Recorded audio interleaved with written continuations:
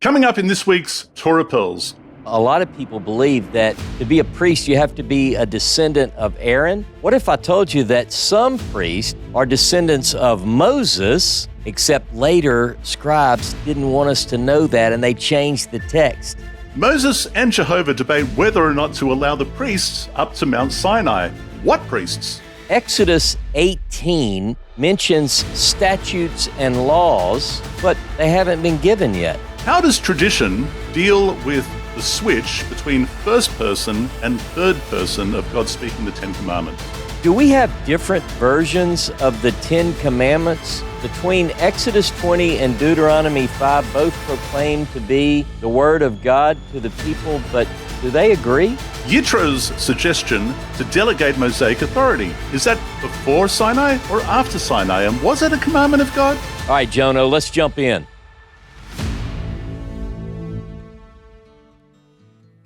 G'day, dear viewers, and welcome once again to truth2u.org. That's truth number 2 letter U.org. I'm Jono Vandor, and joining me from the Horeb Institute in Louisiana is the author of the Moses Scroll, Ross K. Nichols. G'day, mate. Hello, my brother. How are you? Look, I'm drinking a cup of tea. When I was with you last time, you were here in St. Francisville. What is going on? I wasn't a tea drinker. Last week, you're wearing my hat. Yeah. And this week, now you're drinking tea. You're turning into me, man. Ross. Soon you'll be getting taller. What's happening? I tell you what, that's what I'm hoping for, the height increase, but I love you so much as a brother. I want to be just like you. I'm ready to jump in, though, Jono. This is an exciting portion. Let's do it. This is exciting. It really is, because we're in Yitro. This is, of course, the Ten Commandments, and we have a lot to say about this because it specifically overlaps with our Moses Scroll, which we dearly, dearly love. Yep. We could easily do 4 hours on this program, but we won't be doing that. We're going to be doing our best to keep it to an hour. And in order to do that,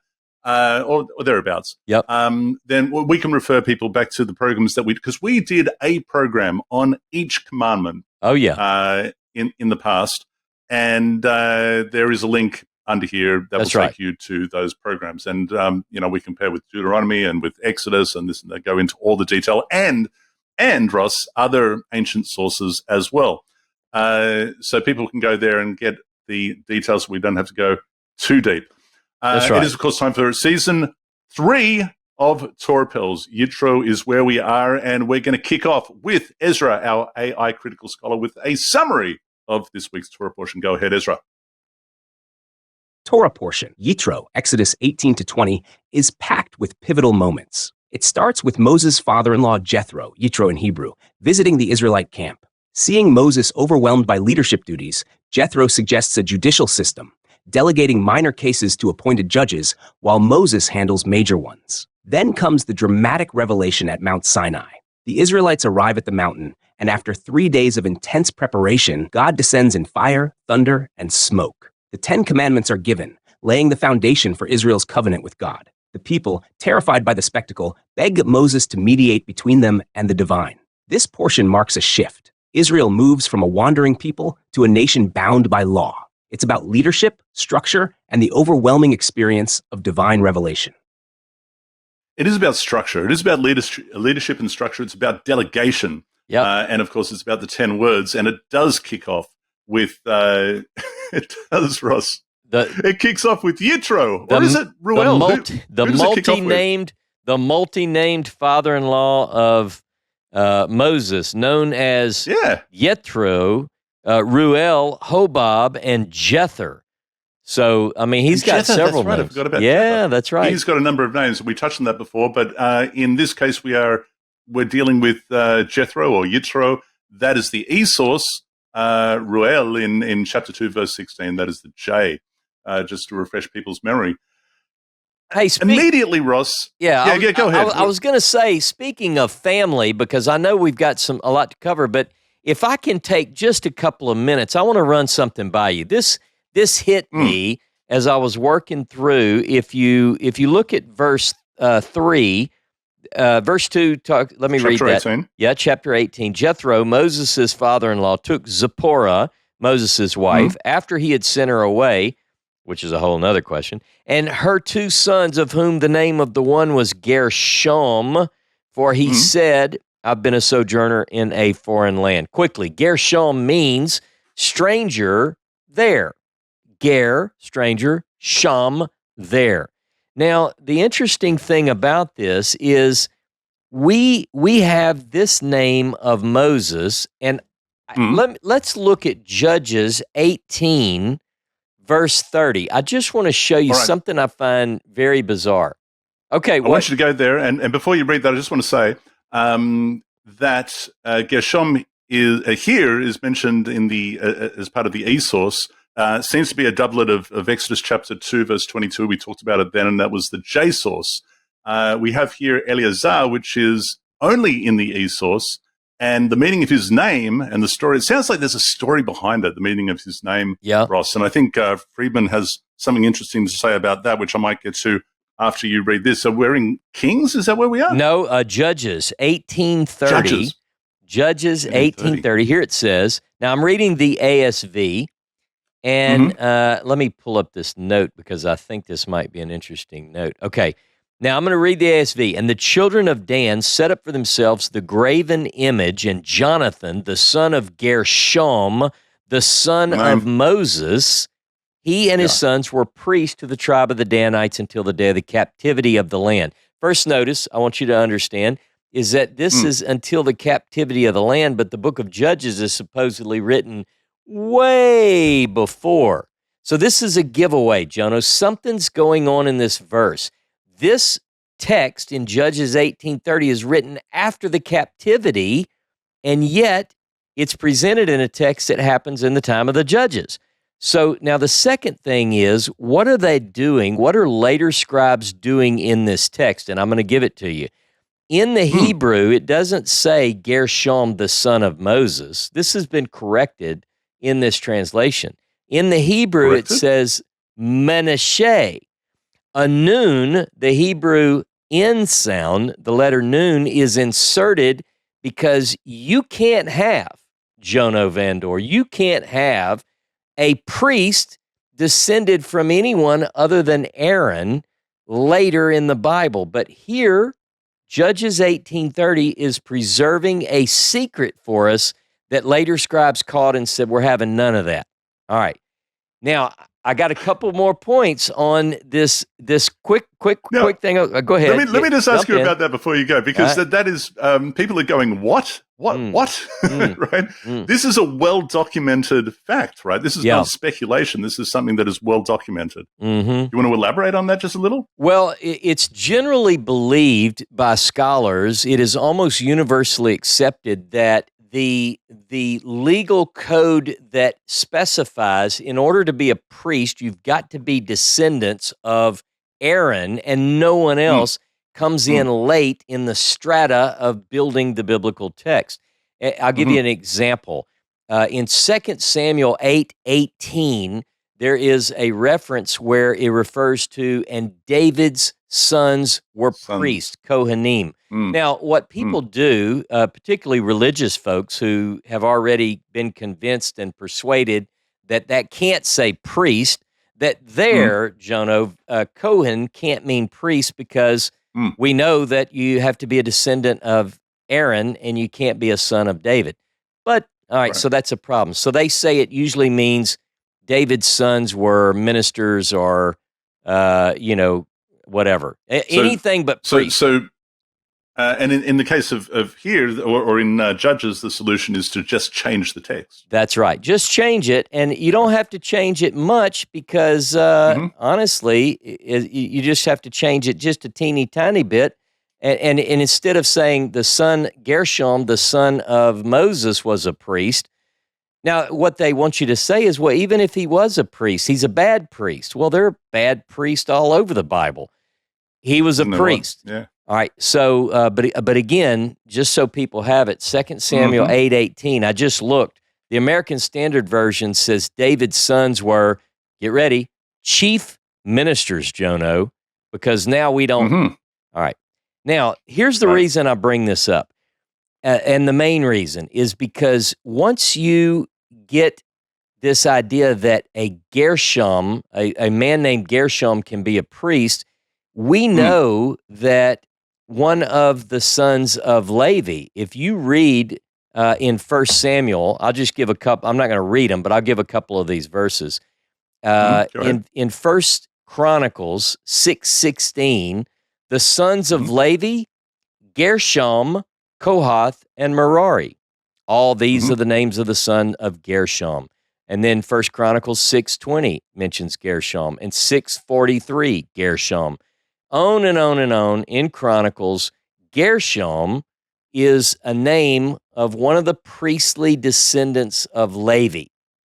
All right? Sure. Now, but in Exodus chapter 6, the name is different.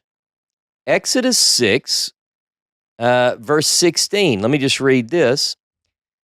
And these are the names of the sons of Levi according to their generations, Jono. Gershon with an N, Kohath. With a nun instead of a mem. Yeah. There's that nun that they put in Manasseh. They changed Moses to Manasseh. They used the N here. And Merari. And the years of the life of Levi were 130. And then verse 17, the sons of Gershon. Now, I find it strange, and I'm just going to lay this out just right on the table, and we're going to go to something else. Sure. There is something mysterious here about the priesthood that I think later writers are trying to edit out traces of a priesthood that we're not supposed to know about. So a Mosaic priesthood as opposed to a Aaronic priesthood. Yep. And again, most scholars believe that we had competing priesthood in the biblical periods. There was what they call a Mushite, Mushite. People can look this up, study it on their own. That was in the north. Mushy. And a Mushi, Mushies. And then in the south, you had the Levitical descendants of Aaron who were considered in their own world the only legitimate priesthood. But anyway, I just wanted to bring that up and say, what is it about Gershon and the sons of Moses that were priests, and the later scribes said, we can't have that. I just think it's interesting. It's worth investigating. It is fascinating. And once again, it's worth saying that the Moses Scroll does not necessitate a priesthood. So verse 4, and the other was named Eleazar. Yep. Meaning, the God, now this is a long meaning, ready? The God of my father was my help, and he delivered me from the sword of Pharaoh. It means all of that. Yeah. Once again, like I said, I think there's a story behind this that we don't have. And the interesting thing about that is Friedman's note here in the Bible Sources Revealed. He says the existence of a second son, Eleazar, is reported only here in E, not in J. In J, there was only one son, the one that you were just talking about. Also, in J, Moses took his son and Zipporah with him to Egypt. Remember, God came to kill him because he didn't circumcise Gershon. Yeah. And then Zipporah circumcised him and this and that. But there's only one circumcision that's mentioned there. But now in E, Jethro shows up bringing Zipporah and their sons who have been in Midian all along. The words, quote, after her being sent off, appear to have been added by, he's got RJE to solve this contradiction. Now, RJE as opposed to R, the redactor Ross. RJE is the redactor of the Yahwist and the Elohist. Yeah, right? what he's suggesting, what scholars suggest is that if you read J, you get a certain understanding of the family of Moses. If you read E, you get a certain understanding of the family of Moses. Anytime they butt up together in the text, what is proposed by the academics is there must be a bridge. You have to, if the next piece is going to be missing something or say something that you need to alert the reader to, there has to be a connection there, and that's the redactor of J and E. Yep. Yeah, so it's interesting. And I think Baden attributes verse 2 to 4 to the redactor, all of those verses. But I wonder about that because why invent a son? It sounds like this is sort of extracted from another story that we don't have as to the meaning of his name. Anyway, so listen. We're now in 18:5. Sorry, one thing real quickly. There's something about the family of Moses. If if someone, let's say a viewer, this is new to them, all of this stuff about the academic view that we're taking in Torah Pearls is new to them, just take a deep breath and read, let's say just read the story of Exodus very carefully and take notes. You don't even have to do it in a Torah tablet. I recommend it. But if you have a notebook and look what write, I got. Hey, look at that! This past I love week. it. Look at that. Very excited about that. If people would so you go can get them through, in Australia, people. Yeah, if people would go through and just note any reference to the family of Moses, like for instance, when at times we recognize does Moses have a brother and a sister? Everyone watching would say, yes, of course, the sister's name Miriam, the brother's name Aaron. But at what point in the story do we know that? And what parts do we get that we read a certain text and it doesn't know certain elements of that family structure? So anyway, just take notes and don't trust us. Go through and see. Do you see? It's almost as if the writers are either inventing or adding in details later that weren't part of the original story. That's what it seems like. Almost as if, Ross. Verse 5, speaking of the family, so Jethro brings the families. He's got the sons, he's got the wife, and they meet at the quote-unquote mountain of God. Where is that, Ross? What is the mountain of God? Well, I tell you, I want to add one other element to what is it, where is it? We call it Horeb, mountain of God. We first meet it in Exodus chapter 3. It's called Horeb there. But my question is, when did they get to Horeb, or are they even there yet? I mean, we're in chapter 18. I have in my notes that we're going to get to Horeb later, but then also in chapter 17, verse 1, they're in the wilderness of sin, and then in verse 6, they're all of a sudden at Horeb. So it's a little bit confusing. When do they arrive at Horeb? But honestly, do we really know where it is? We've got several different proposals. I think there are 15 proposed sites for Horeb/Sinai. You and I have traveled together with our good friends, the Tylers and Ron Vanderham and a few other friends, and Vicky, and I don't know who else. Elon has been with us, and we've done a little adventures out there looking for the Sinai. So Horeb. Where do you think it is? But I'm still in favor of Jebel Halal, but we're going to talk about that later when we get into Deuteronomy, I think.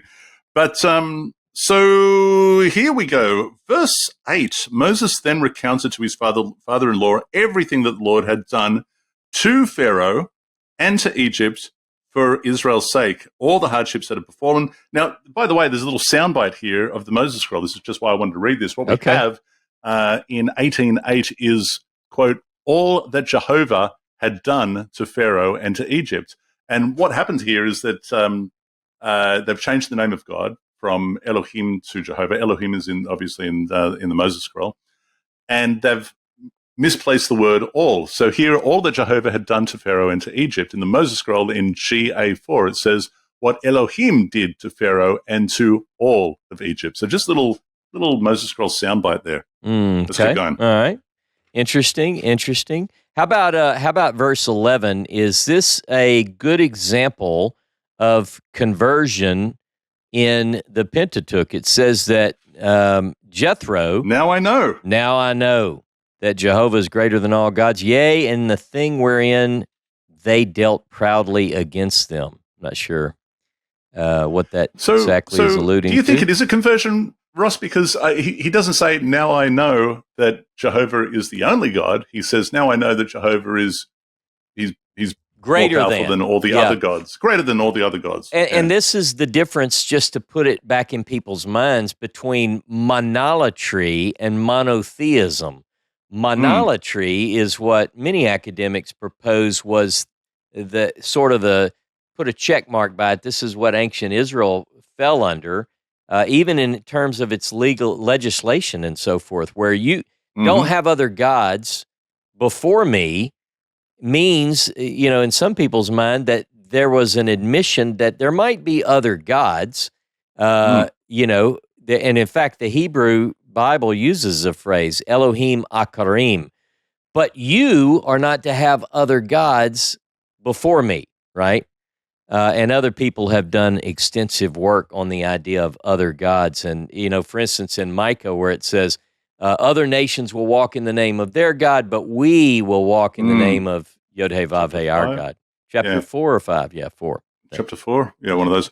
And Yitro and Moses' father-in-law, brought a burnt offering and sacrifices for God, and Aaron came with all the elders of Israel to partake in the meal before God. How do you have a meal before God with Moses' father-in-law? How does that happen, Ross? Yeah, I don't know. I think typically in the biblical text, when we see before God, it's generally indicative of you are in the holy place. You're in the tabernacle or whatever. And the idea of bringing something before God involves the tabernacle and the testimony. And but what does that mean? I don't know. What before God? I don't know. I don't know. Now, what follows, and we have a little white space here, but from verse 13 until verse 27 is the delegating of Mosaic authority. And this is Yitro's idea, right? He's like, what are you doing? What are you doing? Yeah. Keeping yourself so busy with all of these people. Remember, it's 2.7 million or some such? Yeah. And they're coming to you with all their petty little problems, and you've got to solve it and make judgments and all this sort of stuff. Yeah. Have you never, it's never occurred to Moses? So apparently we have a rank and file of Israel. We have 12 tribes, we have elders, and we have chiefs of tribes and all this sort of stuff. But it never occurred to him to delegate delegate judgments.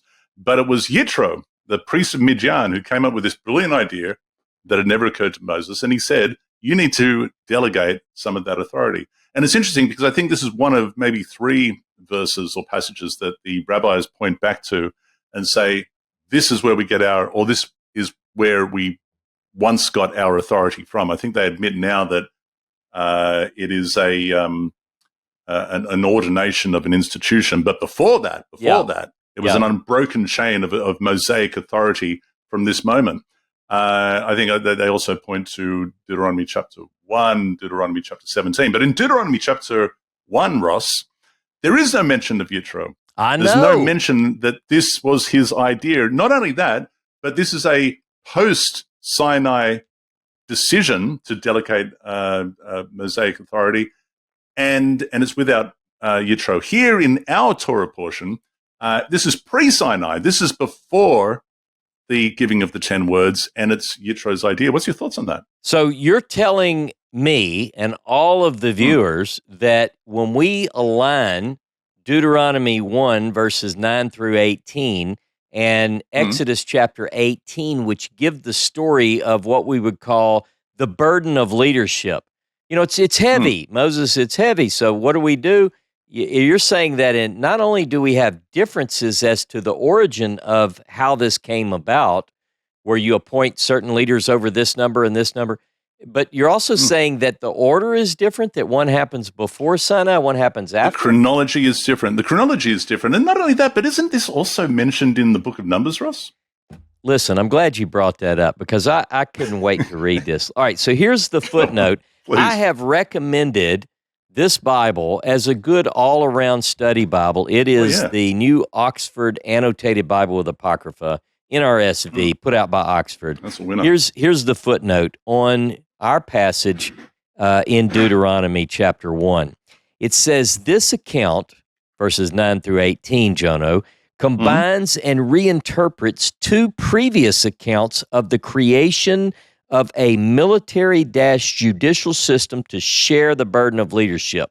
And it says, compare verses 9 through 12 with Numbers 11, 14 through 17, and verses 13 through 17 with Exodus 18, 13 through 27, placing the institutionalization of leadership after the departure from Sinai rather than before it, and omitting the advisory role of Jethro, Moses' non-Israelite father-in-law. Contrast Exodus 18. So the points that you just brought up is brought up in here, but notice that it almost shows that Deuteronomy seems to have a little bit of both, a little bit of Numbers chapter 11 and a little bit of Exodus 18. So it's really, we can see how these different sources have some of the same ideas, but they come at it from a different perspective, maybe. They come from a different perspective, and it is curious, is it not? And of course, we don't find any of this in the Moses Scroll. The Moses Scroll doesn't mention any of this. And at the end, I was just going to say, a lot of times when we see these various problems within the canonical, the Masoretic text, the authorized version, if you will, we don't seem to find any of those problems in this Moses Scroll. I mean, have you noticed that? It's almost like you run into I know. Believe me, I know it. Yeah. And I've been trying to find, as you know, I've been trying to find problematic texts within the Moses Scroll that have been highlighted in the past by atheist debaters or whatever it might be. And time after time, the Moses Scroll eludes the problem. It just doesn't have it there. And this is one such case. Something else that I found really curious about this passage, Ross, is verse 23. It says, Yitro is saying to Moses, you should do what I tell you to do. Take my advice. And he says, and if you do this, and in this, in the Jewish Study Bible, it says, it's sort of like, it's in parentheses, it says, and God so commands you, you will be able to bear up, and all of these people too will go home unwearied. And the way that it's kind of worded, and this is also in various other translations, it presents that little caveat of, or that little section in parentheses as part of the question of if you do, of the if you do this and if God commands you so, right? But actually in the Hebrew, that's not the way that it's worded. In the Hebrew, Yitro is telling him that God has commanded him.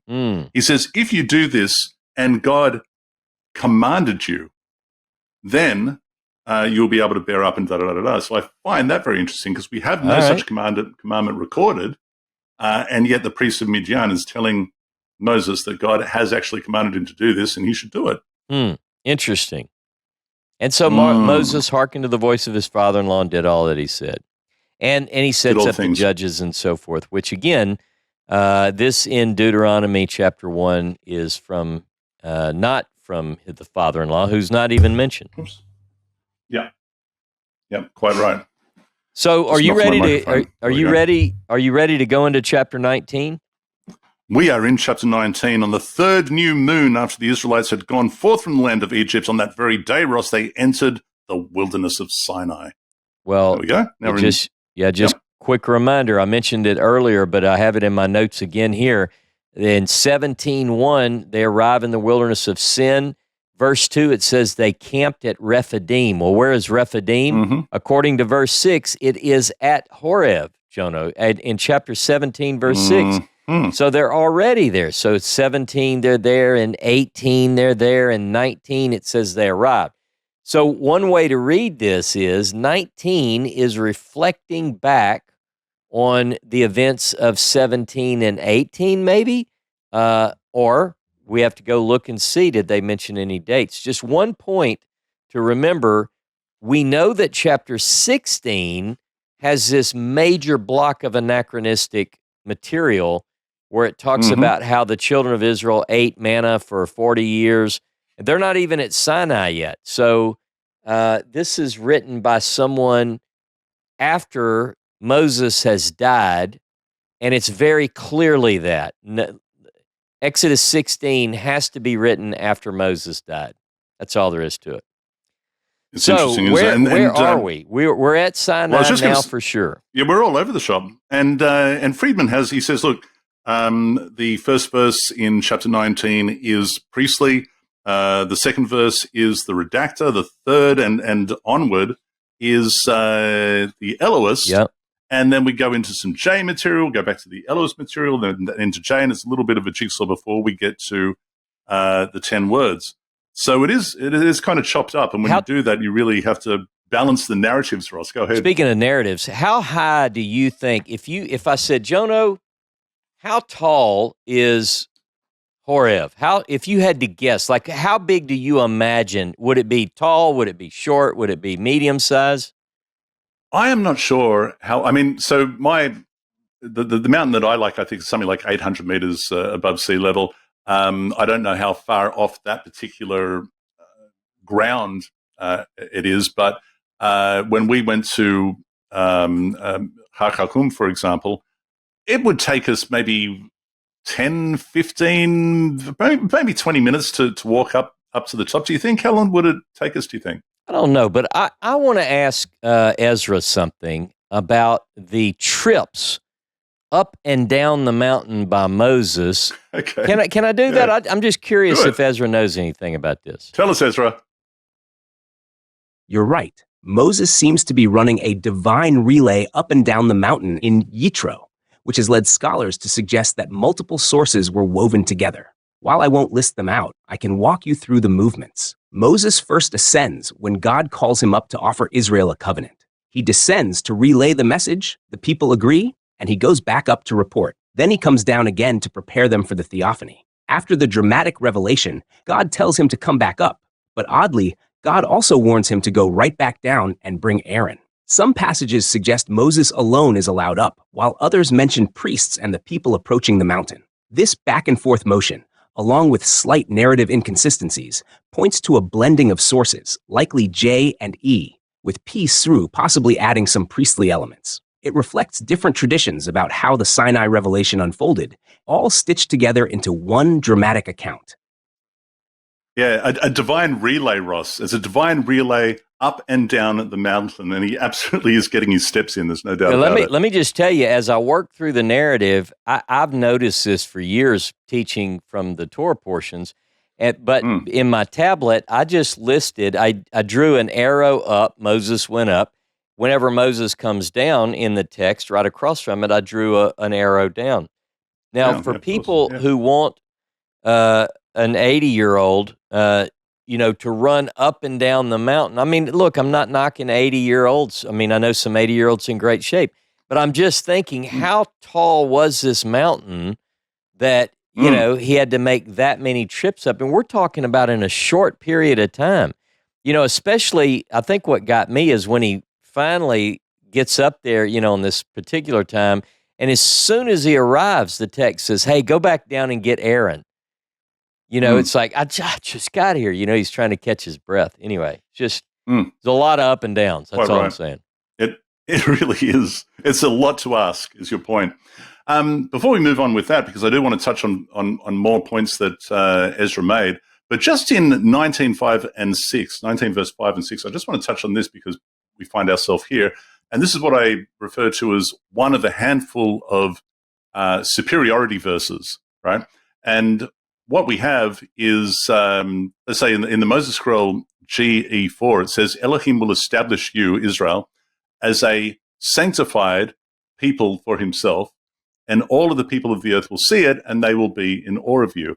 And it places this, I think might be in the blessings, where it says, if you do these things, the 10 words, then you will be blessed, and in the eyes of the people, they will see that you are a set apart. Like a lot of people look at sanctified and think, oh, well, that means holy. And then when people think of the word holy, they think, oh, that means a better than thou, But in actual fact, it means a set apart people to God, who they admire, like they're in awe of, and they're like, my goodness. And the implication of that, and we've spoken about this a number of times, is that, maybe they can do some of this as well, if not all of it. Maybe God will also bless them in the same way. Maybe we should implement some of these 10 words that the people of Israel have and see if God will bless us too. Yeah. Right. And that's, it's attainable by the nations. And I love, even though it's not in the Moses scroll, the idea of a light to the nations, I think is quite valid in that sense. Well, what we have here in 19 verses 5 and 6 is a little bit of adding to that text. And what it says is, now then, if you will obey me faithfully and keep my covenant, you shall be my treasured people, my treasured possession among all the peoples. Indeed, all the earth is mine, but you shall be to me a kingdom of priests and a holy nation. So a sanctified nation. Sanctified nation, that's fine.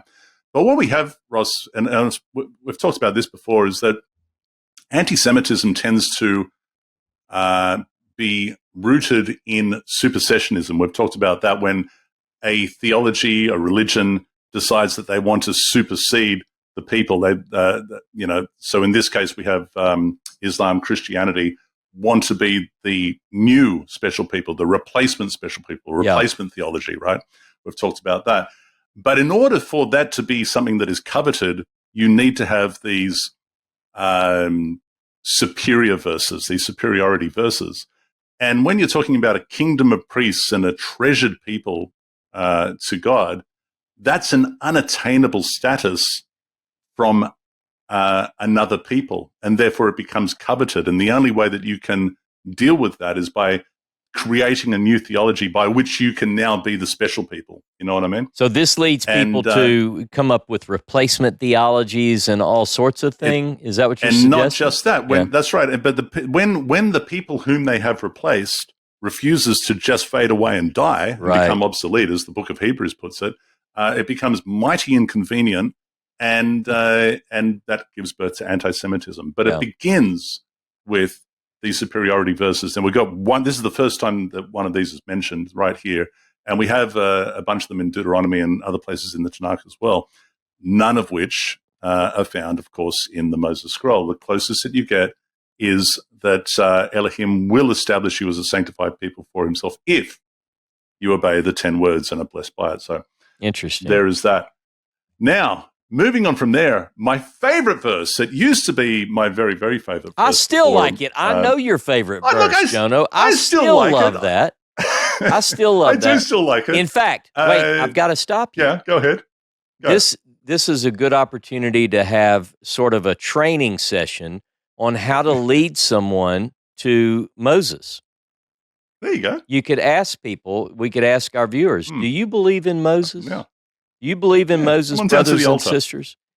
That is what this verse is about, right? I love it. I still love it. I honestly do. Read it, man. Tell us about and your the verse. Lord, Jehovah said to Moses, I will come to you in a thick cloud in order that the people may hear when I speak with you. And so it says here, and so trust you ever after. But really what it says, I mean, if we want to be a little bit more literal, it says, and believe in you forever, Moses. Is that fair? Yeah.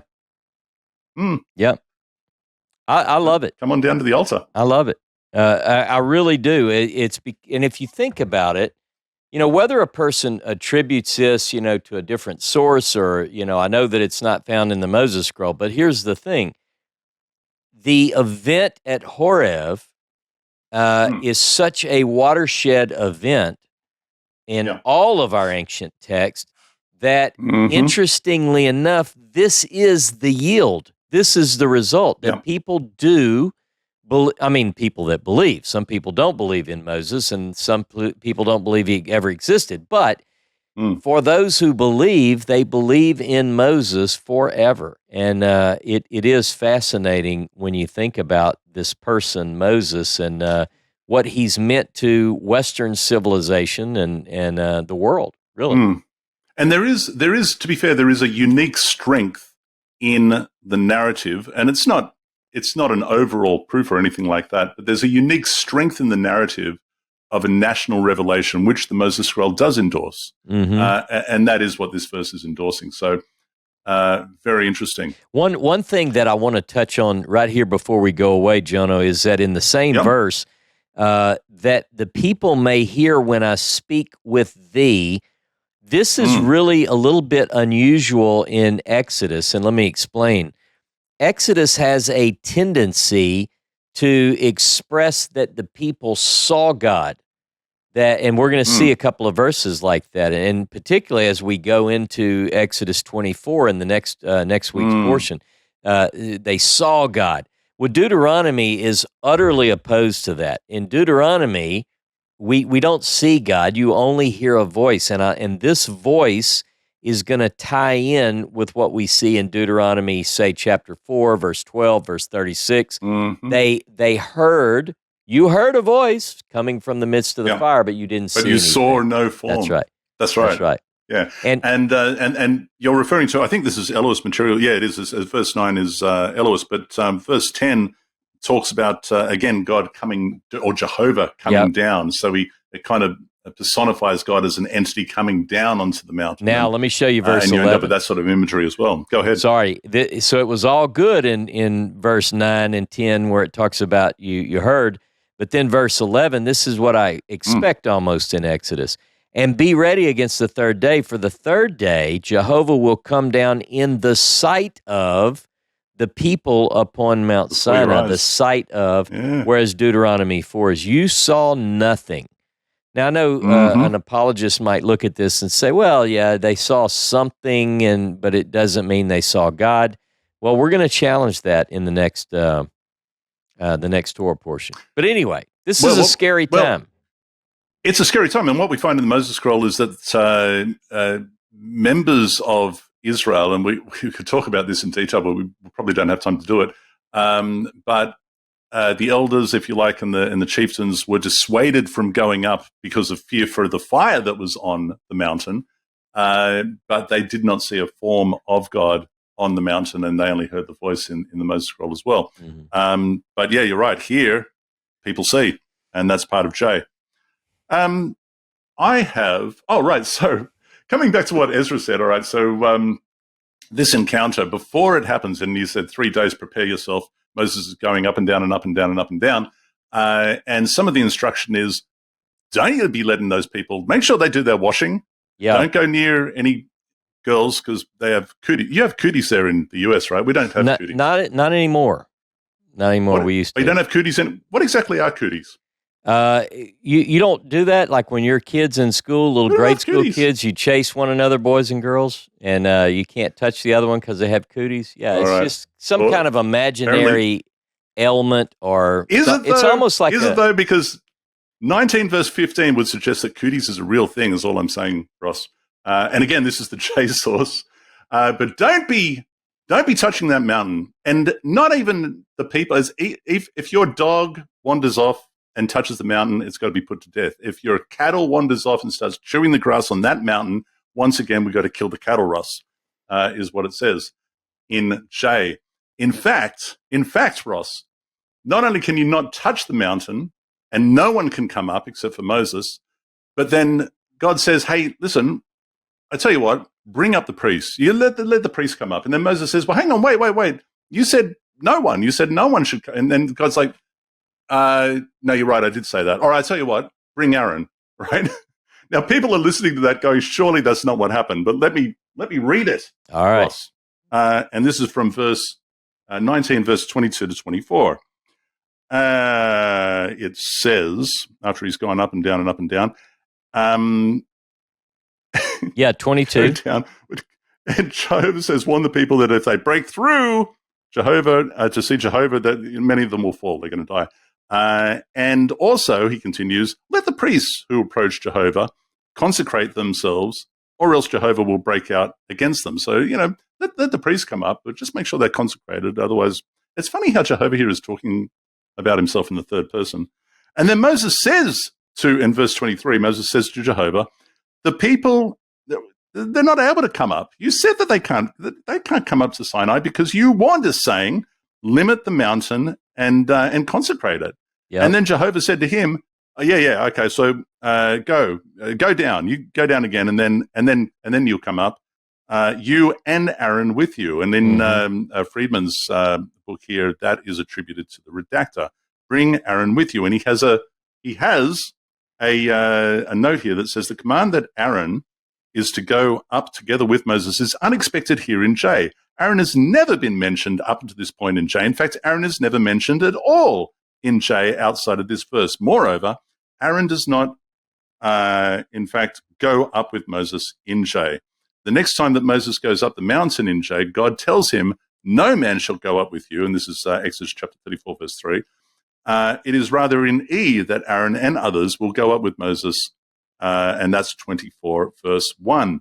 It says therefore it appears that the redactor has added it here in order to deal with the fact that Moses' ascent in E, along with Aaron and other persons, is now inserted before the J account of an ascent that Moses makes alone in Exodus chapter 34. My goodness, it gets complicated. Do you want to simplify that for us? I tell you, I was going to say that one thing keeps catching my eyes, and I think you probably are headed there.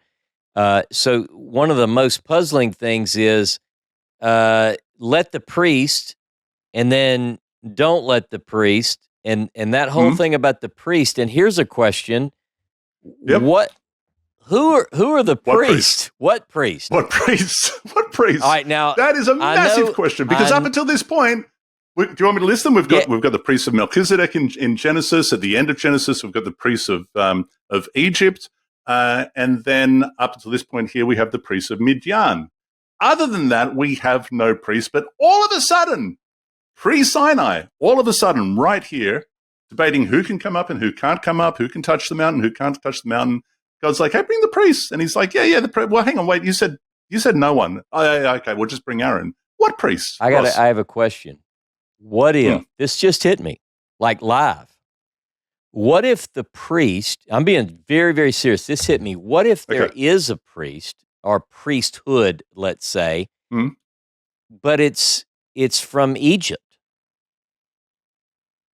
It's just an idea. I don't even know that I can fully develop it because it just struck me. But to your point, scratch that. We're going to leave it in, but scratch that because I'm going to think more about that. But here's the thing. They're calling for a certain group in the Hebrew people known as a priest, and we have not yet had the selection, appointing, and anointing of a group of people as priests yet. So at best, this story is out of place for those reasons. Other reasons too. And I am more inclined to side with that explanation because, again, if the Moses Scroll is the original document, it does not necessitate priests. Yeah. Only later is that developed, to your point, and that's after the golden calf incident. There is a blessing, I suppose, imparted to the Levites because they killed their brothers, 3,000 of them, and then they are sort of from that point on, it's pointed to this event as the pivotal event that brought them into the status of priesthood. Gotcha. We're not there yet. We're just not there yet, and I think you're right. I think this is just misplaced. Interesting. So there is that. What else do we have? Where are we now? I think just for time, we've got to jump into the 10 words because we're almost there. Are you ready? Are you there? I think so. You know, there's things I'd love to talk about, and we don't have time to do this, but I'd love to, but I'll just plant it in people's heads. Fire. The theme of fire. The Moses Scroll says, "You guys didn't come up with me because you were afraid of the face of the fire." We have in 1916, fire is evident, and it's not evident in 1916. There is no fire. That's E. In 1918, and that's attributed to J, we have fire. And then in 2015 or 2016, I think it says the mountain smoking, but it doesn't, where there's smoke, there's fire, but it doesn't mention fire. There's a piece missing, and maybe we'll talk about this when we get to Deuteronomy, but I just thought I'd drop this into the minds of the people to think about. All right, Ross, where are we going to now? We are now in the 10 Commandments. Let me do this. Let me jump. Let's bring our co-host in. Ezra, I'm very interested. If you could, for everyone who's watching, can you give us sort of a summary of the differences between the accounts of the 10 words that we have in the Pentateuch, and then we can go from there. The differences between the 10 Commandments in Exodus 20 and Deuteronomy 5 are subtle but significant, and they hint at different sources or theological emphases. One key difference is in the Sabbath commandment. Exodus 20 ties it to creation. God rested on the seventh day, while Deuteronomy 5 connects it to the Exodus, making it about liberation and social justice. The wording of the command to honor parents also shifts slightly, with Deuteronomy adding, "that it may go well with you." There are also minor variations in phrasing throughout, such as covet versus desire in the final commandment. Beyond these two versions, scholars note that Exodus 34 presents a different 10 commandments, focusing on ritual laws rather than moral imperatives. Some also see Leviticus 19, with its mix of ethical and cultic laws, as another version of the 10 words tradition. These variations suggest that different communities preserved and transmitted their own theological perspectives on God's covenantal expectations. And like you said, Jono, we've done a lot on this, but anyway, this is a good summary. Thanks, Ezra. That's pretty good. I do like that because obviously the Moses Scroll overlaps significantly with this chapter, but he's quite right. Leviticus 19 has an enormous amount in common with the Moses Scroll as well, and we will get there when we get to Leviticus 19. Oh, yeah. So let's hit some of these, more interesting differences between the Moses Scroll and Exodus here. So there shall be to you no other Elohim. Exodus and Deuteronomy, Ross, adds before my face, al panei, which is interesting. There's no anthropomorphic language in the Moses Scroll. There's no, God came down onto the mountain or anything like that. There's no entity centralized or any sort of features like a man has, before my face. Yeah. That's just not in the Moses Scroll, but we have it here. What else you got? No, I'm ready. I'm ready. I'm following along with you. I've got my list of things as we get to the different commandments. But the one key that I would bring up right now between what we see here and even other canonical versions, such as Deuteronomy 5 and the Moses Scroll, is it's very clear in the Moses Scroll, how do you count them? And we've done shows on this. But, we know in the Moses Scroll that it is going to be a different order than what we find here and in Deuteronomy, which is pretty much the same. But we see that every command is followed with, I am Elohim, your Elohim. So it's obvious, and we have 10. Whereas no matter how you slice it, the canonical versions, you end up with 9. So that's another big Anochi Elohim Elohecha. Every commandment is signed off by God. Anochi Elohim Elohecha. We don't have that here. And not only that, but in Exodus and Deuteronomy, as we've mentioned many times, we only actually have 9 commandments, whereas we have 10 clearly delineated commandments with corresponding blessing and curses in the Moses Scroll. These are so there is that in a slightly different order. I want to ask you something. These, by the way, both accounts in Exodus and Deuteronomy are supposed to be, these are the words that God spoke. It says that in Exodus and Deuteronomy. So the fact that they have any differences between Exodus and Deuteronomy should shock us. Yes. And yet there is. Now, one of the major differences between those two and the Moses Scroll, of course, is that the Moses Scroll is entirely in the first person. God's speaking in the first person. But what we have here, Ross, as you would expect. And it kicks off that way in both Exodus, where we are, and in Deuteronomy, but it switches to the third person. It does that slightly different places. It does that in either renditions of the 10 words. But in this case, 20 verse 1 to 6, we have first person, and then it switches to the third. And so what do we do with that? So there is a midrash to explain this away. Would you like to hear it? I'd love to hear this. This is what happens. God speaks the first word. Everybody dies because they hear the voice of God, and that causes their soul to pop out of their bodies, right? Is the way that the midrash puts it. What then happens is that the angels are sent down to revive the people and bring their souls back into their body. They revive them, bring them back to life. The people then freak out and they run away, and then the angels go, get them, they bring them back. No, you must hear it, and God speaks to them once again. And then they die, Ross. They die a second time, and the angels have to revive them again. This is the way that you have to spin it. And then from that moment on, the people say, please, please, please, don't you speak, even though this is said in I think it's verse 16 after the 10 words. The spin of the midrash is that people plead with Moses, you go and hear, and so that we just stop dying. We would really prefer it if we don't have to die every time he speaks. I'd never heard this midrash. I've never come across this. This is Talmud Shabbat 85b, I think. People can double check that and correct me if I'm wrong. So there's that. So the people, they plead with him, and thus the remainder is in the third person because Moses goes and hears it and relays it to the people. There you go. Problem solved. But again, the Moses Scroll entirely first person all throughout. Interesting. What else you got there? This is important. We're on the 10 words. So I know we've done a lot on this, but what do you have in your notes to hit? Listen, there's some significant difference between the first commandment concerning the prohibition against idolatry, and it has to do with the repercussions, the caveat, of that. And actually, it appears here in the first commandment, whereas in the Moses scroll, that caveat is attached to the seventh commandment. That's right. We've done programs on that.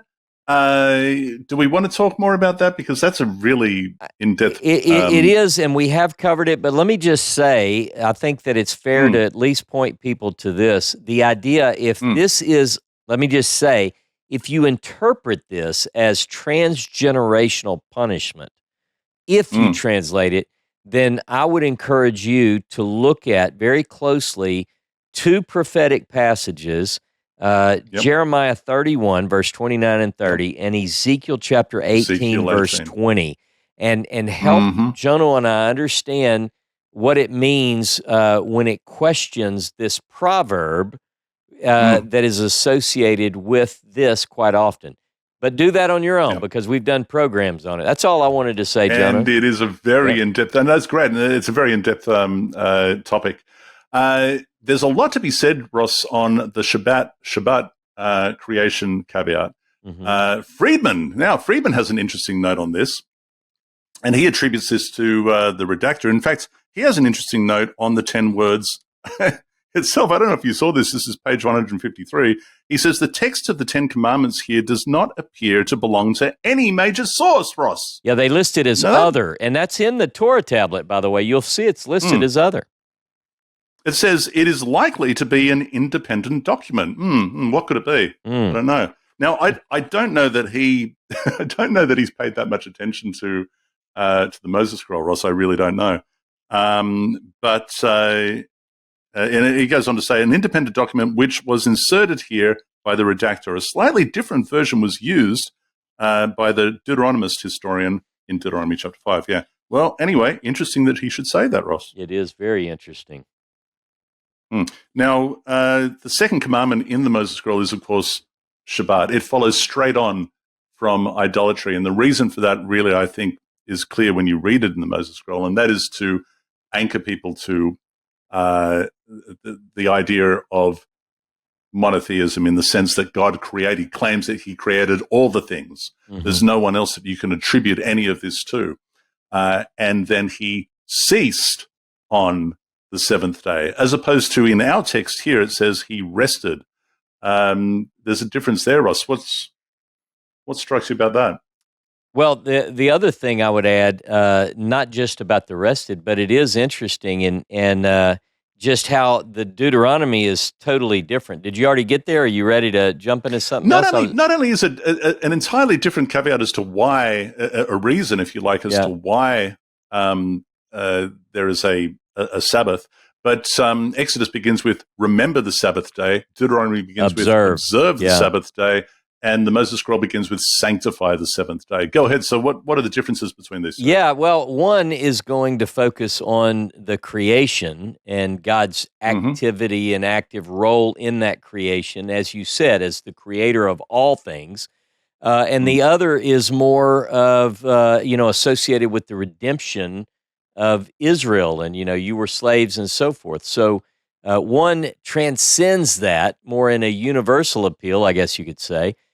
But what I'm really thinking about is, again, these are both represented by the respective text, either Exodus 20 or Deuteronomy chapter 5, as these are the words that God spoke, and then they're relayed, and they're not exact. In fact, in the description of this video, I've got two documents on my academia page. One is an English translation, the other is the Hebrew, and you're welcome to look. Every slight difference is noted in red. But I think it's important that people take this in and understand it's a really good document. Something as important as the 10 words.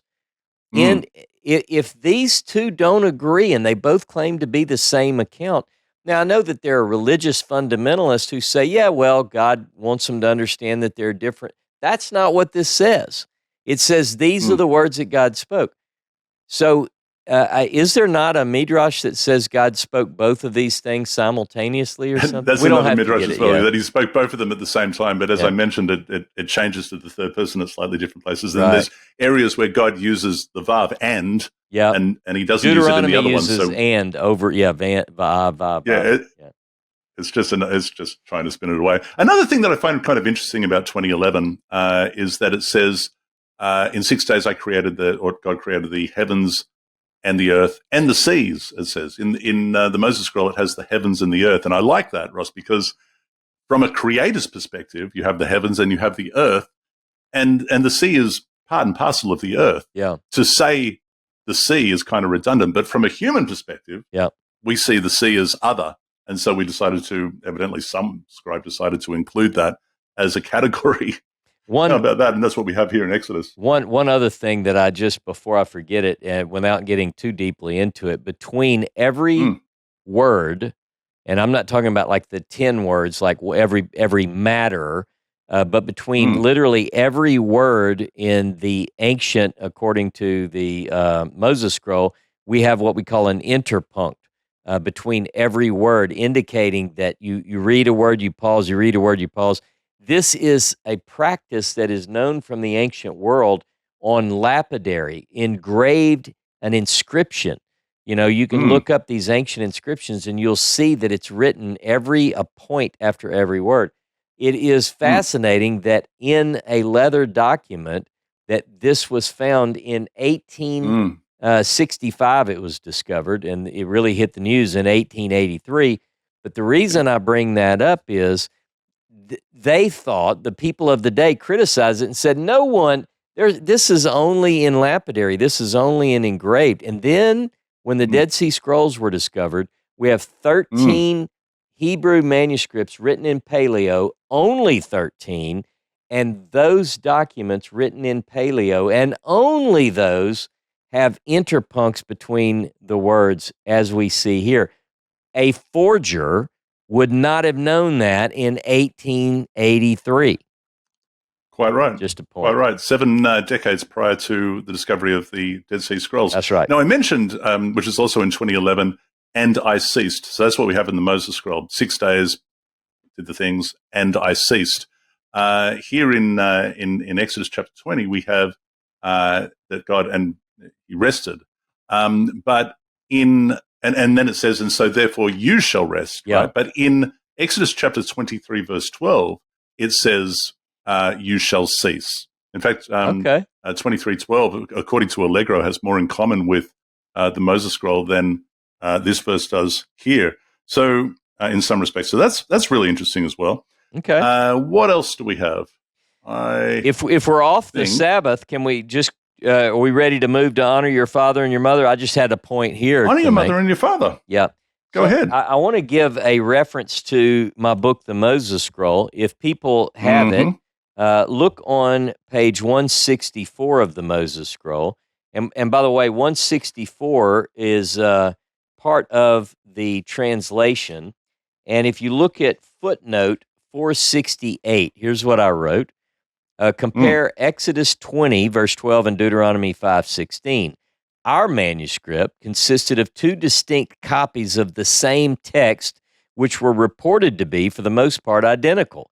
In Ginsburg's transcription, as he published it in August of 1883, he included the phrase, thereby lengthening your days. Both Exodus 20, verse 15, and Deuteronomy 5:16 contain this phrase as a promise associated with honoring one's parents. Ginsburg reported, though, that only one of the 2 copies of the Moses scroll contained this phrase. Dr. Ginsburg says that the words, that thy days may be long, are omitted in one duplicate. During his assessment of the fragments, he commissioned a drawing of the 4 columns of the Moses scroll. These included the columns that contain the 10 words. In the drawing, the phrase is absent. Given this, and the fact that Gutta and Meyer did not include it in their transcriptions, I've not included it here. And then I give the references. The reason I bring that up is I want people to know that there has been extensive work done on the transcriptions from the 19th century. it's not that these manuscripts are absolutely flawless. We have slight differences, which is what we expect. We expect this when we see like the documents that we have from the Qumran manuscripts or the other Judean desert texts. We see variations. It's only once you get to something like the Masoretic text, which is the medieval text, where all the discrepancies, anything that didn't agree with the authorized version was eliminated, and now people are left to have this unless they have an academic Bible, which then shows you, here's what these other texts read. I think it's fascinating that we have a difference in this one place. It's the only one recorded, but people can debate as to what happened there. What do you think? I think it indicates a time when the scribe was familiar with a version of the 10 words that has this blessing attached to the end of the commandment. I don't think it was in the original. I think that the other copy is probably more accurate. And the reason why I say that is because in DC 9 to 10 of the Moses Scroll, it says, you shall guard his statutes and his commandments for the sake of your good and for lengthening your days upon the land which Elohim, your Elohim, gives to you. So it already has it for all of them, basically. It applies to all of them. But for some reason, maybe some parents said, hey, you know what, do you reckon we could just tack that on the end of this one in particular? Because remember the blessings, the consequences of we'll talk about that in Deuteronomy. Let's not get into that now. But yeah, it applies to all of the commandments. So I think that the copy that includes that blessing was copied by the scribe that was copied. At any rate, on my recent work on academia, where I've recaptured all the transcriptions from the 19th century, I include it and I show what each of the transcribers saw. So either way, this phrase that your days may be lengthened is ascribed, at least in the Moses Scroll, to all of the commandments. So I think that's the important point here. Exodus chapter 20, verse 14, an interesting thing here is that in Exodus, the category of ox and ass is added, whereas the Moses Scroll just has, well, I guess, what is it? All that is. 14. Yeah. You shall not cover your neighbor's wife or his male or female slave. I don't know that the Moses Scroll has male slave, but then his ox and his ass is added in addition to the Moses Scroll. That's interesting. What else we got here? We have, we don't have time to talk about this. 20 verse 16, Ross. It says, 15 says, all the people witnessed the thunder and the lightning and the blare of the horn and the mountain smoking. This is E. By the way, that's a different verse in the English if people are trying to follow it. It's verse 18. All right. So that's right. And then it says, you speak with us. And they said to Moses, and we will obey, but let not God speak with us, lest we die. Now, we do find that in the Moses Scroll. The interesting thing about this is, and we'll talk about it in more detail later, I suspect, Ross, that Deuteronomy chapter 5, verse 20 might have appeared prior to Meyer's fragment F, which is very difficult to read, and he could only read a little bit. But before that, 5:20 in the Hebrew Bible says, and it came to pass when you heard the voice out of the midst of the darkness while the mountain was burning with fire, that you came near to me, even all the heads of your tribes and your elders, and said, and this is what I think it connects with, and said, you speak to us and we will obey, but let not God speak to us lest we die. Something to consider. We'll talk about it in more detail a later time. Man, this is some. What else? I tell you what I was ready to do. I don't know if you're ready, but I was going to ask you what happens. This feels like an addendum, like maybe an amendment to the Constitution that comes up here. In verse 22 and following, he just gave. Just when you think it's all over. Yeah, he's given all the commandments that you would. That are part of the 10 words. And then God tells Moses something that seems interesting in light of what we just read. Now, remember, Deuteronomy says, and God spoke no more. He gave these words, and then he spoke no more. But here it says, verse 23, verse 22, Jehovah spoke to Moses, thus you shall say unto the children of Israel, ye yourselves have seen I talk with you from heaven. You shall not make other gods with me, gods of silver, gods of gold. You shall not make unto you an altar of earth, Jono, you shall make unto me. You shall sacrifice therein your burnt offerings, your sheep offerings, your peace offerings, your sheep, your oxen. In every place where I record my name, I will come unto thee and I will bless thee. And if you make an altar of stone, and you shall not build it of hewn stones, for if you lift up thy tool upon it, you've polluted it. Neither shalt thou go up by steps up unto my altar, that your nakedness be not uncovered thereon. It just feels out of place, especially when we consider texts like like Jeremiah chapter 7, and I never commanded these sacrifices and offerings. And here it's like you get the 10 words, which are the ultimate. God speaking these words from heaven to the assembled group. And then he just tells Moses privately, you saw that. Now make sure you don't forget this thing about the altar. It just feels something. And what is just remind me, what is the source here? This is all part of E here. It's all part of E, because the interesting thing about this, Ross, is that it seems like the tone and character of God is changing, because what we have after reading the 10 words is we start to get details, and we've had a little bit of this before, with the minute detail of ritualistic observance. Here we have, don't make any silver or gold or gods, and give me an altar of earth so you can sacrifice your burnt offerings on it. Also want you to make sure that you don't unhewn stones. Don't be wielding a tool upon it. We start to get all these little details, and it seems to be like another voice, another character of God, and we'll see more and more of that as we go forward. We are knocking on the door of Mishpatim. That kicks off in chapter 21. Man, I think, you know what? Yeah. We did pretty well with that. I think we did. That's a lot of material covered, and we could certainly take it a lot further. But why rush? We've got next week, and we've got a solid base of friends who keep coming back. We want to remind you, leave your comments for us. You can do that while we're doing lives. You can also leave these if you listen to them and you're not listening with the rest of the group on the premieres. But send us some of your questions for us and or Ezra. By the way, get the Exodus Torah tablet. And, get the Exodus Torah tablet, because it's a handy little thing. Gives you the sources, gives you room to write your notes as you go along.